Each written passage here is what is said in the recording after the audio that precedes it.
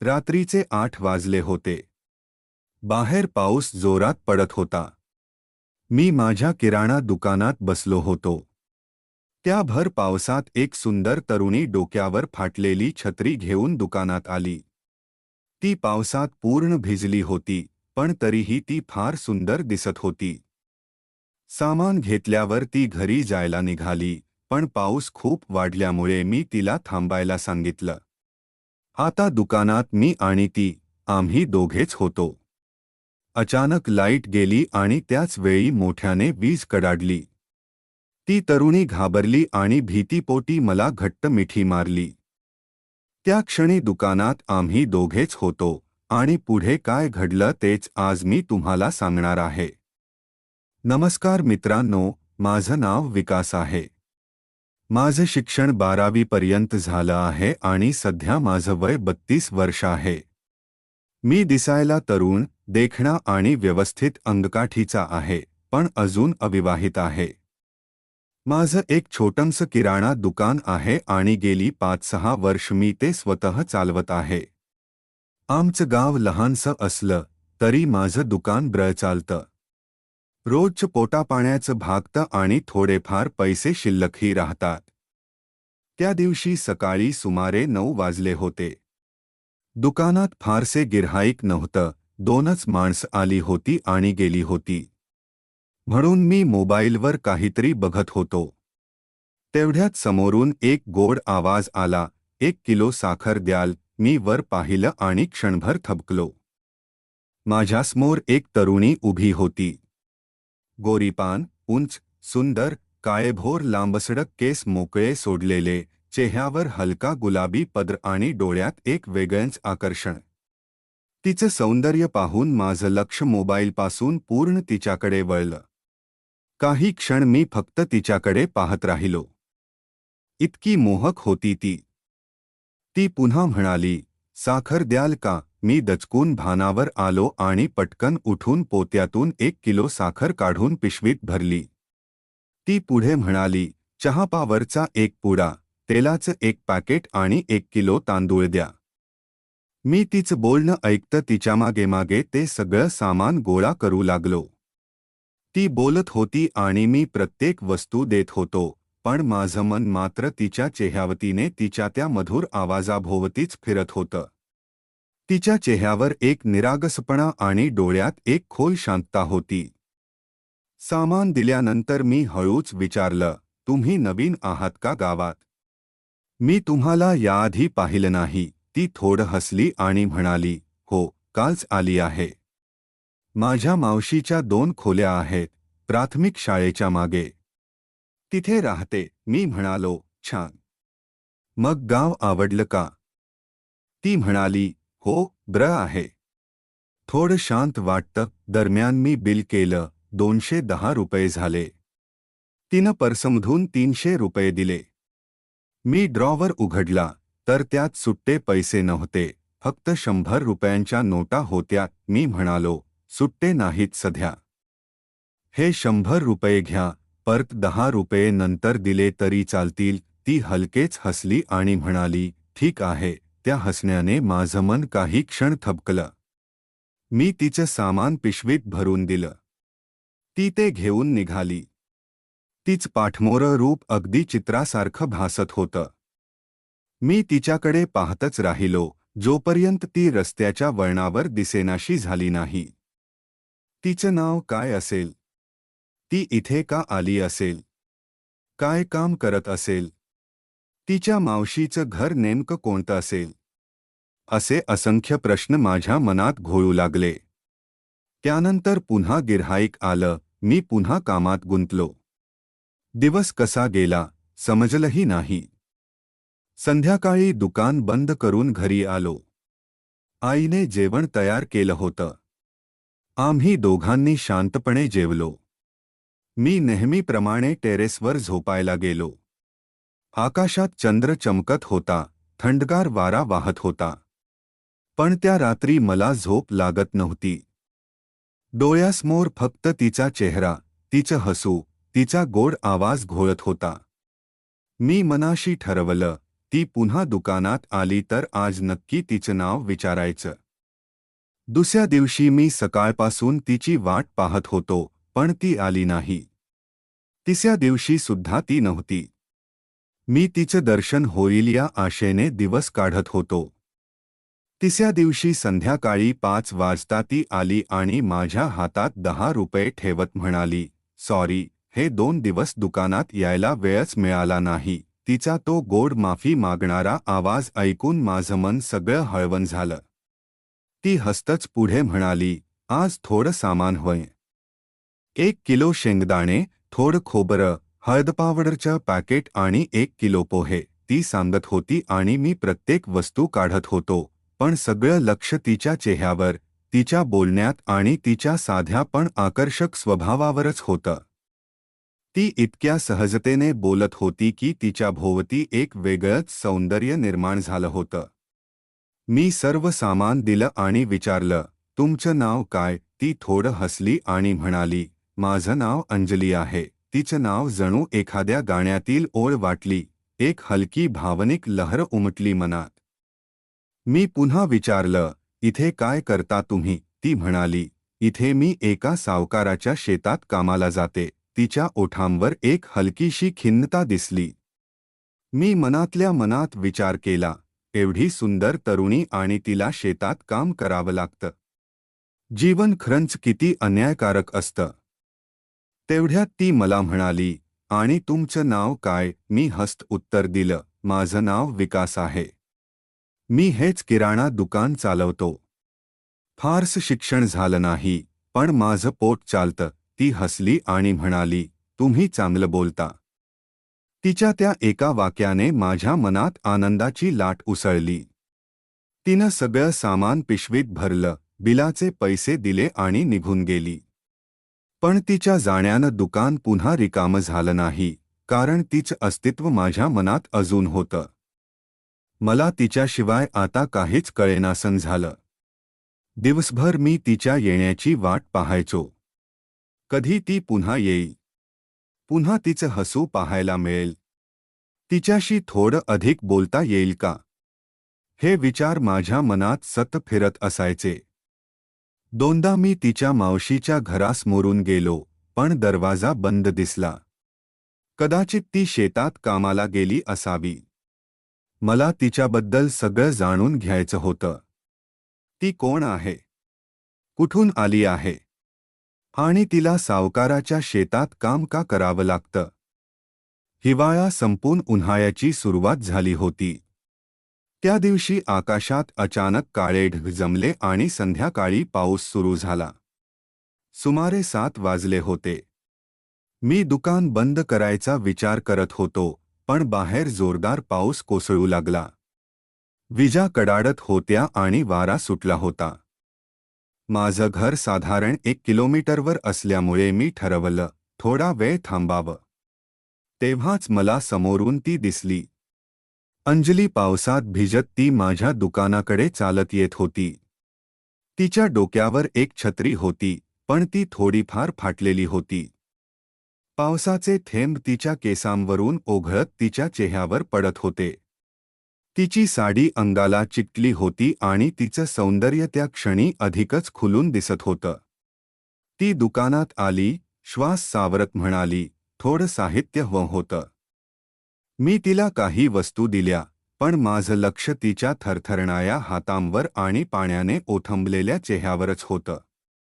तेवढ्यात बाहेर जोरदार वीज चमकली आणि ती घाबरून माझ्याकडे पाहू लागली. मी लगेच म्हणालो, "बाहेर पाऊस खूप आहे. वारा सुटला आहे आणि विजाही कडाडत आहे. तुम्ही आता जाऊ नका, पाऊस थांबेपर्यंत थांबा." ती थोडी संकोचली, पण तिच्या डोळ्यात भीती होती. मी शांतपणे म्हणालो, "या आत या, बाहेर उभं राहणं धोक्याचं आहे." ती हळूच आत आली दुकानात. पाऊस शिरत असल्यामुळे मी शटर अर्ध खाली घेतलं. लाईट होतीच, म्हणून थोडं उजेड होतं. मी तिला बसायला एक खुर्ची दिली. ती म्हणाली, "नको, मी उभी राहते." पण माझ्या आग्रहामुळे शेवटी ती बसली. आता मला तिच्याशी बोलायची संधी मिळाली होती. मी हळू आवाजात विचारलं, तुम्ही अचानक या गावात का आलात? तुमचं मूळ गाव कोणतं? घरी कोण आहे? ती थोडा वेळ शांत राहिली. तिचे डोळे ओलावले आणि मग मंद आवाजात म्हणाली, मी इथे नवीनच आले. मी विधवा आहे. गेल्या वर्षी माझ्या नव्याचं निधन झालं. माझे आईवडील नाहीत. लहानपणापासूनच मावशीकडे वाढले, पण आता परत मावशीकडे कसन जाऊ? सासूसासरे मला नांदवायला तयार नाहीत. त्यांना वाटतं मी त्यांच्या मालमत्तेवर डोळा ठेवला आहे. पण मला काहीच नको आहे. म्हणून मावशीनं सांगितलं, इकडे येऊन रहा, इथे काम मिळेल. ती बोलत होती आणि तिचा आवाज दरवेळी अधिकच थरथरू लागला. तिचं दुःख तिच्या प्रत्येक शब्दात जाणवत होतं. अंजलीने डोळे खाली घालत शांत आवाजात सांगितलं, पण मला कोणावर बोजा म्हणून राहायचं नव्हतं. माझ्या मावशीच्या इथे 2 खोल्या आहेत, म्हणून मी इथे राहायला आले आहे. तिच्या शब्दांमध्ये इतकं दुःख दडलं होतं की मला ऐकून मनात एक विचित्र वेदना निर्माण झाली. तिची एकाएकी परिस्थिती आणि तिच्या डोळ्यातील ती दडपलेली तगमग पाहून मला स्वतःवर राग आला. किती सुखात आहे मी आणि ती किती संघर्ष तिच्या जीवनात आहे. मी काही बोलावं त्या आधीच अचानक मोठ्याने आकाशात वीज कडाडली आणि त्या आवाजाबरोबरच दुकानातील लाईट गेली. अंधार पसरला. ती क्षणभर घाबरली आणि भीतीपोटी अचानक मला घट्ट बिलगली. मला काही समजलं नाही काय होतंय, पण तिच्या त्या थरथरणाऱ्या हातांचा स्पर्श आणि तिच्या जवळ येण्याने माझं मन एका वेगळ्याच भावनांनी भारून गेलं. काही क्षणातच पुन्हा लाईट आली आणि तिच्या लक्षात आलं की ती एका पुरुषाच्या मिठीत आहे. ती पटकन दूर झाली, मान खाली घातली आणि तिचे डोळे ओलावले. मीही काही बोललो नाही, फक्त शांततेने तिच्याकडे पाहत राहिलो. पाऊस अजूनही तुफान पडत होता, विजा कडाडत होत्या आणि मला वाटलं, असं दोघांनी एकत्र थांबणं योग्य नाही. मी म्हणालो, माझ्याकडे अजून एक मजबूत छत्री आहे. मी तुम्हाला घरी सोडतो. पाऊस एवढा आहे, तुम्ही एकटी जाऊ नका. ती थोडा वेळ शांत राहिली आणि मग हलक्या आवाजात म्हणाली, ठीक आहे. मी दुकानाचं शटर बंद केलं, तिच्या हातात छत्री दिली आणि आम्ही दोघंही त्या एकाच छत्रीखाली चालू लागलो. पाऊस अजूनही रिमझिम कोसळत होता. रस्त्यावर साचलेलं पाणी आमच्या पायांवर उडत होतं. आणि तिच्या खांद्याला माझा खांदा लागून चालणं माझ्या मनात एक अज्ञात आनंद निर्माण करत होतं. तिचे ओले केस, चेहऱ्यावर पडलेले पावसाचे थेंब आणि तीच लाजत लाजत चालणं, त्या क्षणी ती मला या जगातली सर्वात सुंदर स्त्री वाटली. तिचं घर जवळ आलं तेव्हा मी म्हणालो, ठीक आहे, आता मी निघतो. पण ती थोडं थांबवत म्हणाली, थांबा ना थोडा वेळ. आलात तर चहा घेऊन जा. मी थोडं हसून म्हणालो, हो ठीक आहे. मी तिच्या घरात गेलो. घर लहानसं पण खूप स्वच्छ होतं. मातीचा सुगंध, कोप्यात पेटलेली चूल आणि भिंतीवर लावलेले काही जुने फोटो, या सगळ्यांनी घराला एक वेगळंच उबदारपण दिलं होतं. तिनं माझ्यासाठी बसायला एक चटई टाकली आणि चहाचं पातेलं चुलीवर ठेवून पाणी तापू लागली. तिच्या चेहऱ्यावर चुलीच्या ज्वाळांचा प्रकाश पडत होता. तिच्या केसांमध्ये सोनेरी उजेड चमकत होता आणि तिच्या डोळ्यात काहीतरी अनोखं शांत सौंदर्य होतं. मी तिला पाहत राहिलो. ती साधी होती, पण त्या साधेपणातच एक जादू होती.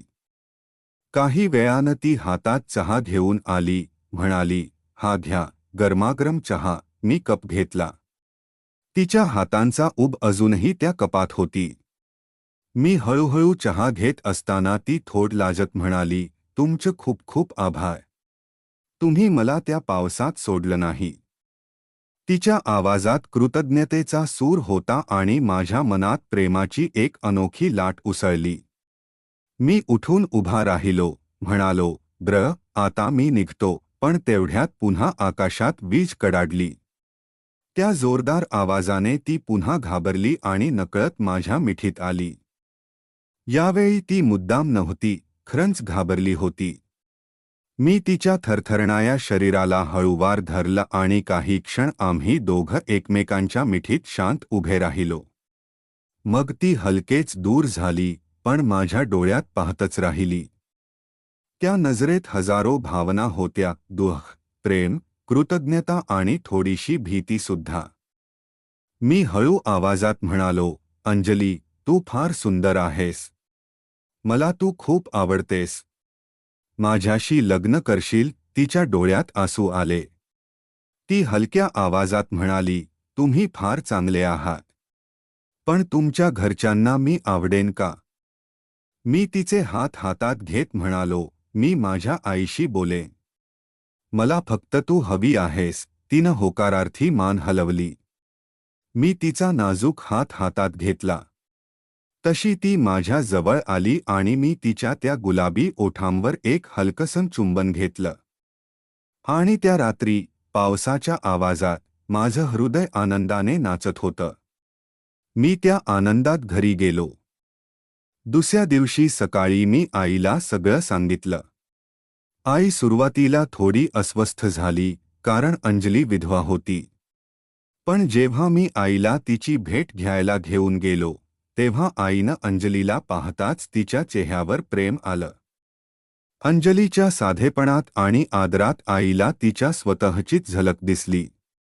काही वेळ दोघी गप्पा मारत होत्या, आणि मग आईनं तिच्या डोक्यावरून मायेचा हात फिरवला. त्या क्षणी अंजलीच्या डोळ्यात पुन्हा एकदा पाणी आलं, पण यावेळी ते दुःखाचं नव्हतं, आनंदाचं होतं. काही दिवसातच आमचं लग्न झालं. माझं आणि अंजलीचं जीवन नव्यानं सुरू झालं. अंजलीला आईवडील नव्हते, पण माझ्या आईला तिनं आईचं प्रेम दिलं आणि माझ्या आयुष्याला तिच्या प्रेमानं सजवलं. तिचं हसू, तिचं बोलणं आणि तिचं प्रेम, सगळं माझ्या आयुष्याचा अर्थ बनलं. मित्रांनो, नमस्कार. विकास आणि अंजलीच्या या प्रेमकथेला तुम्ही दिलेली दाद बघून मी खूप भारावलो आहे. तुमच्या प्रेमामुळेच आज मी या कथेचा पुढचा भाग घेऊन तुमच्यासमोर हजर आहे.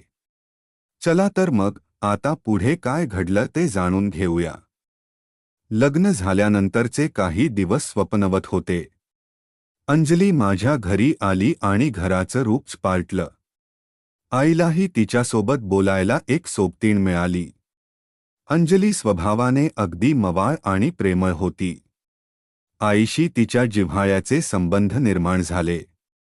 मी दुकानावर गेलो की ती आईसोबत घरकामात मदत करायची, शिवणकाम करायची, कधी कधी माझ्यासाठी डबा घेऊन दुकानावर यायची. तिच्या येण्याने माझं दुकानही अधिक खुल्लस वाटू लागलं. गावातील लोकांनाही हे नवं नातं आवडलं.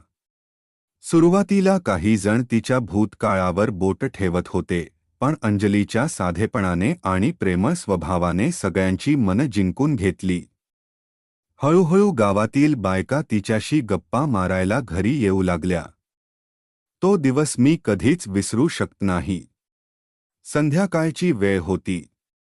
मी दुकान बंद करून घरी आलो तर पाहतो काय, अंजली आणि आई दोघी स्वयंपाकघरात काहीतरी दबक्या आवाजात बोलत होत्या. मी जवळ गेल्यावर दोघींनी एकमेकांकडे बघितलं आणि हसू लागल्या.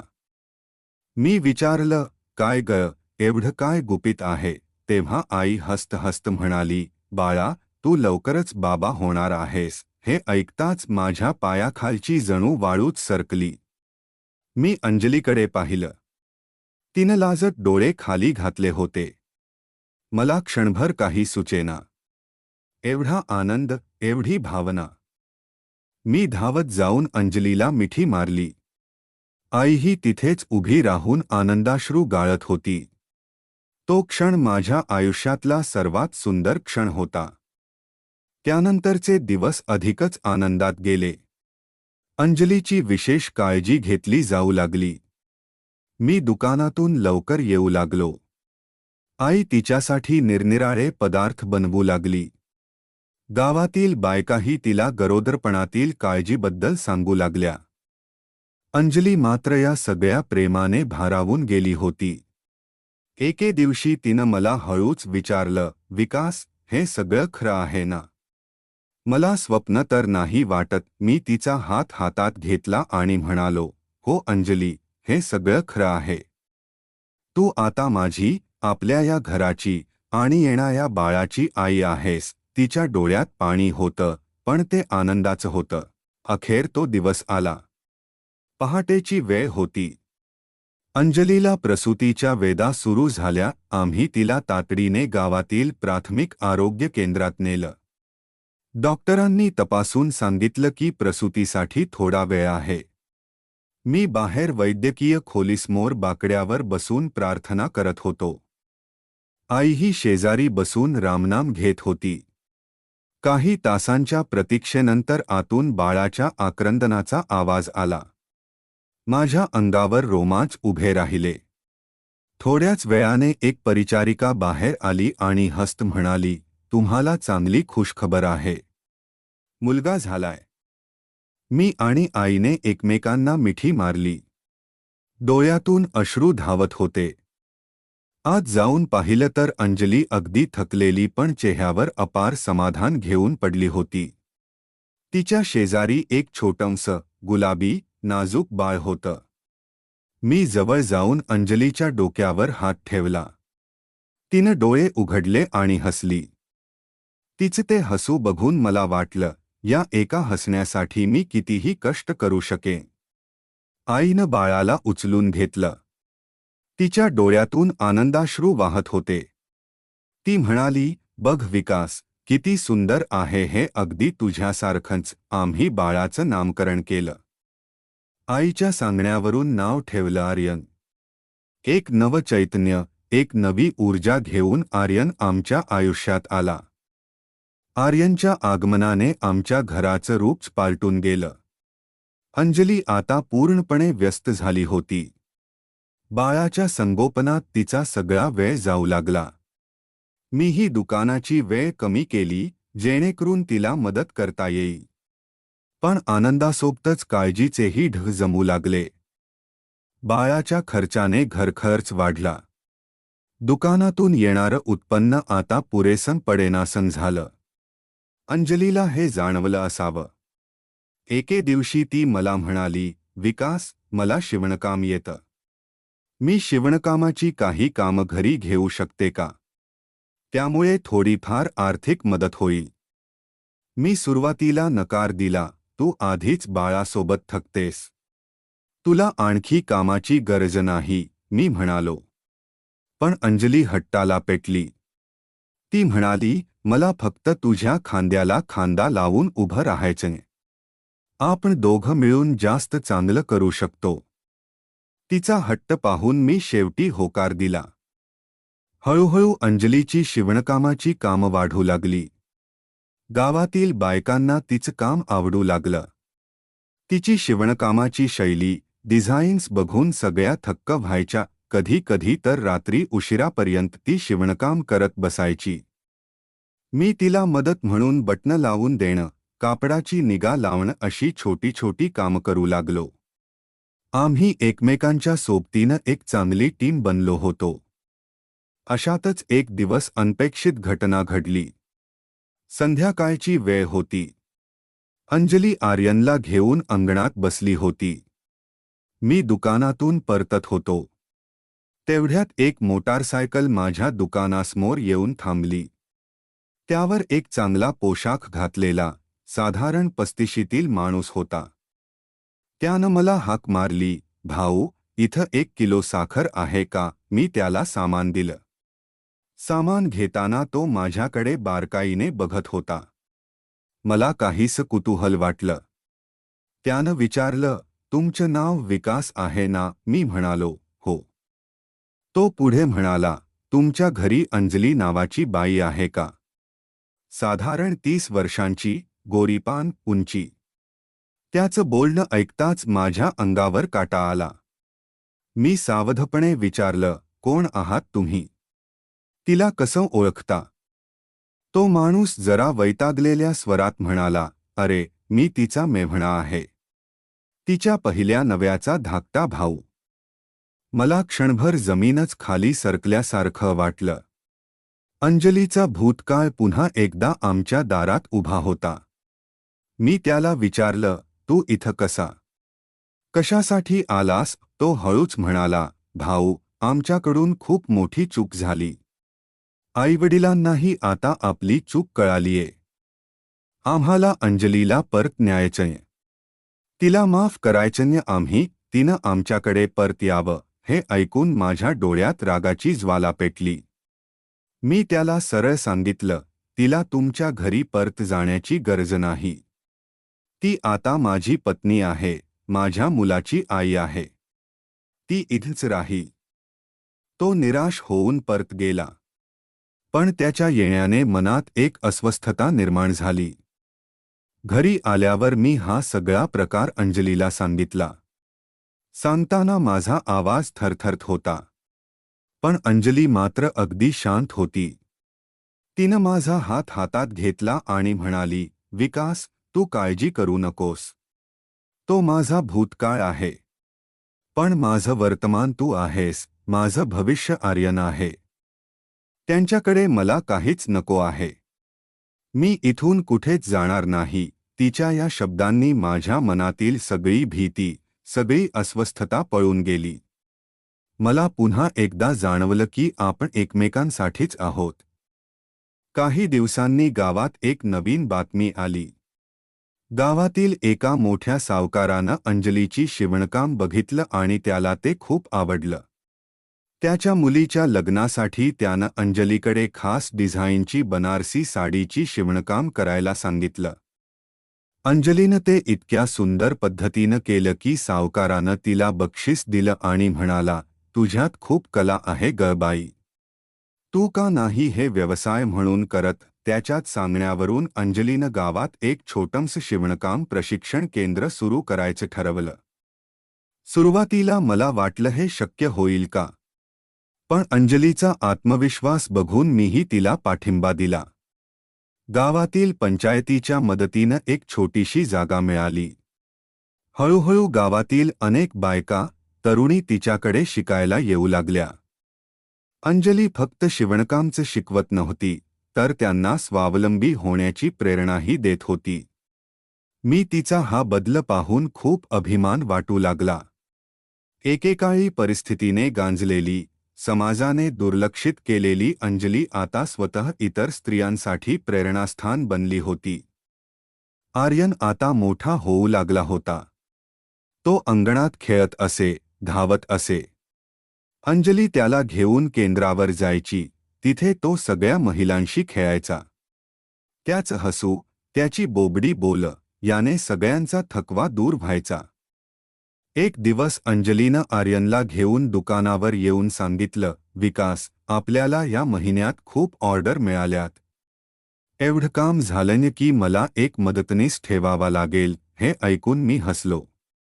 मी म्हणालो, बघ, मी म्हटलं होतं ना, तू खूप मोठं करशील. पण आनंदाच्या क्षणांमध्ये पुन्हा एकदा एक धक्कादायक घटना घडली. अंजलीचा मेव्हणा पुन्हा एकदा गावात आला. पण यावेळी त्याच्यासोबत एक वृद्ध स्त्री होती. अंजलीची सासू. ती थेट आमच्या घरी आली. अंजलीला पाहताच तिच्या डोळ्यात पाणी आलं. ती म्हणाली, बेटा, आमच्याकडून मोठी चूक झाली. आम्ही तुझ्याशी अन्याय केला. तू आम्हाला माफ कर. अंजली स्तब्ध उभी होती. तिच्या डोळ्यात हजारो भावना होत्या. मी तिच्यासमोर गेलो, तिचा हात धरला. मग अंजली शांतपणे म्हणाली, आई, आता भूतकाळाला उकरून काढून काय उपयोग? मी तुम्हाला माफ करते. पण मी आता या घराची आहे, या संसाराची आहे. इथून कुठेही जाणार नाही. तिच्या सासूनं होकारार्थी मान हलवली. ती म्हणाली, मला तुला एकदा बघायचं होतं. तू सुखी आहेस हे पाहून मला समाधान मिळालं. त्या दिवशी एक जुना प्रश्न कायमचा मिटला. आज मी, अंजली, आई आणि आर्यन अगदी सुखात आहोत. अंजलीचं शिवणकाम केंद्र आता गावात प्रसिद्ध झालंय. गावातील बऱ्याच बायका आता स्वतःच्या पायावर उभ्या राहिल्यात. माझं दुकानही चांगलं चालतं. आर्यन शाळेत जाऊ लागलाय. आमचं आयुष्य एका सुखद चित्रासारखं सुरू आहे. मित्रांनो, अंजलीची ही गोष्ट सांगताना मला नेहमी एक गोष्ट जाणवते. जीवनात संकट येतात, अडचणी येतात. पण जर जोडीदार समजून घेणारा असेल, साथ देणारा असेल, तर प्रत्येक संकट पार करता येतं. अंजली माझ्या आयुष्यात आली आणि माझं आयुष्य बदलून गेलं. तिनं मला प्रेमाचं खरं रूप शिकवलं. तिनं मला शिकवलं की माणसाची किंमत त्याच्या भूतकाळाने नसून त्याच्या वर्तमानाने आणि त्याच्या मनाने असते. आमची ही कथा इथेच संपत नाहीये, तर एका नव्या सुरुवातीला सामोरी जात आहे. कारण आयुष्य म्हणजेच एक सुरू असलेला प्रवास आहे. या प्रवासात साथीचं महत्त्व खूप असतं. आणि मला माझ्या या प्रवासात असा साथीदार मिळालाय अंजली. तिच्यासोबतचा प्रत्येक क्षण म्हणजे माझ्यासाठी एक नवा आनंद आहे. तुम्हाला ही कथा कशी वाटली? विकास आणि अंजलीच्या या प्रवासाबद्दल तुमचं काय मत आहे? तुमच्या प्रतिक्रिया आणि आशीर्वाद आम्हाला नक्की कळवा. कारण तुमच्या प्रेमामुळेच ही कथा अधिक सुंदर झालीये. धन्यवाद.